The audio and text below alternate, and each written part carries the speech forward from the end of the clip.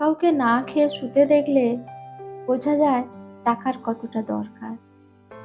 আবার যখন কোনো বাবা মেয়ের বিয়ের জন্য কারো কাছে হাত পাতে, তখন অনুভব করা যায় টাকা কতটা দরকার। যখন কোনো গরিব বাড়ির ছেলে মেয়ে টাকার অভাবে পড়াশুনো বন্ধ করে দেয়, তখনও বোঝা যায় টাকার প্রয়োজনীয়তা কি। অর্থের অভাবে যখন কোনো মানুষ বিনা চিকিৎসায় মারা যায়, তখন সত্যিই টাকার প্রয়োজনীয়তাটা অনুভব করা যায়। আবার কোনো ছুটির দিনে যখন কোনো বাবাকে কাজে যেতে হয়, তখন আসলে সত্যিই বোঝা যায় টাকাটা খুব দরকার।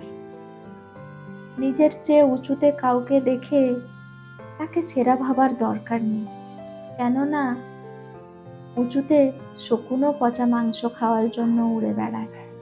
আবার নিজের থেকে নিচু পজিশনে কাউকে দেখে তাকেও ছোট ভাবার কোনো দরকার নেই, কেননা নিচে দলবদ্ধ আর পরিশ্রমী পিঁপড়েরাও একজোট হয়ে কাজ করে।